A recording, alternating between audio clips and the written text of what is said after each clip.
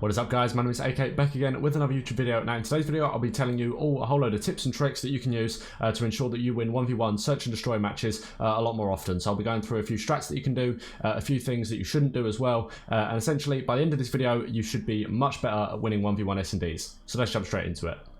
Now the gameplay you see in the background is a 1v1 SnD match that I just played earlier on Game Battles. It was a pretty good match, we did quite well, so hopefully you guys enjoy that while I'm giving you the tips and tricks.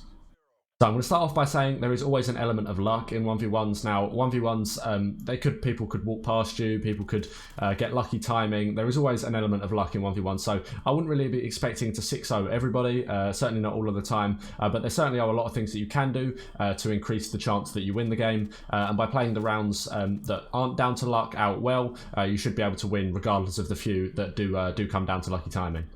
The first thing I want to talk about is planting the bomb. Now on offense, it's very good to plant the bomb. Quite a lot of people actually think, oh yeah, because it's 5 seconds out where you can't be watching your back and it's time that you're planting the bomb. They actually don't really do it, and then it comes down to the last 10 seconds and they think, oh, I've got to plant the bomb, which then makes it very predictable for the other team, where they really just have to have a 50-50 chance of guessing the right bomb site and testing or checking the bomb, seeing if you're on it. So if you are going to plant the bomb, which I advise you do, get it down nice and early. Because one, it takes a lot of time off the clock, which as a defender is quite precious, and especially though they have to consider 7.5 seconds to defuse. So get it down as quickly as you can if you are going to plant, and then also being able to plant the bomb or having planted the bomb allows you to use bomb spots. So there's quite a few bomb spots that mean you can watch the bomb from far away, other side of the map. If you don't actually know any, I did make a playlist with a whole load of bomb spots videos when the maps came out. So yeah, go check that out in the description below.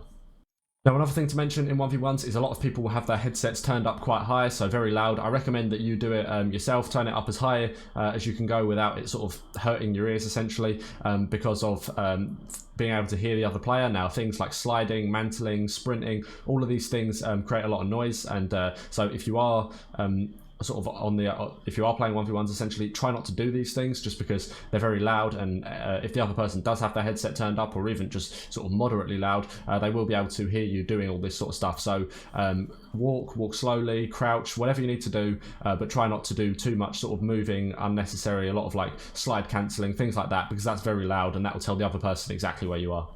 Now another thing I want to mention is expecting the unexpected, or sort of plays that people would generally do in 4v4. You have to sort of expect that they're probably not going to be doing that, or certainly that they're not necessarily just going to be doing that, because there's a lot of people that get very nervous in 1v1s, and so that makes them do stupid stuff, or maybe not necessarily stupid, but just do different things. Like they will camp their back spawn for the entire map, and essentially you've got to be able to predict these things. Like you got to check every corner, you need to pre-aim everything. Pre-aiming is so important in 1v1s because essentially it all comes down to one gunfight. So if you can pre-aim, then yeah, you've got a higher chance of being able to do well. But again, yeah, the point is just expect things that maybe you wouldn't expect in 4v4 or in other team play, just because, yeah, people get nervous, people do weird things, people, to an extent it works quite well. If you play weird, you do things that people don't expect, then that could work quite well. But yeah, expect it to happen. Sort of on the opposite point to this, if you play very aggressive and sort of very push up the map and essentially play like it is 4v4, then that's going to give you a bit of a bonus, because you're playing again unexpected. Most people expect you to play quite slow and quite safe, just because in anything from 2v2 upwards there is potentially someone there to get your trade, whereas in this, of course, there is no trading to be done. So yeah, but if you do want to play aggressive, again, make sure that you're playing sort of safely aggressive. Check your corners, pre-aim things if you need to, but not necessarily staying in your spawn the whole game can be a quite a good little tactic to do, and yeah, throw off the other player.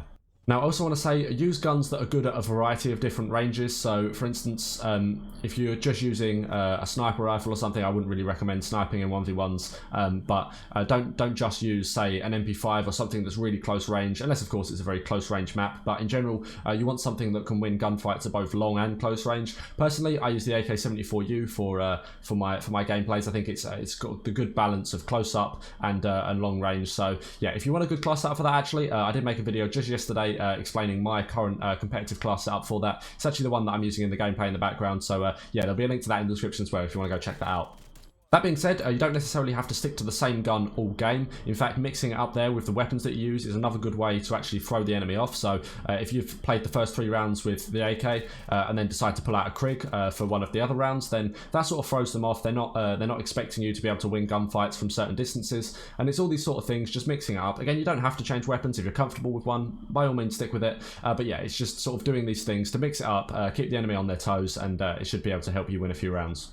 Now lastly, I want to say, if you have planted the bomb, or even if you're just in sort of general play, don't pick positions where you can get pinched from 2 or more sides. If you're going to sit in a corner, make it a corner where you only have to watch one door, because if you're constantly switching between 2, this is where the element of luck and timing comes in. It's going to be just your luck that the moment you turn, the player pushes through. So essentially, try and play angles and try and play positions where you only really have to watch one direction, or certainly if there's 2, there's one direction that it's very unlikely for them to come for, so you can sort of hedge your bets and focus on the one way that they're likely to come.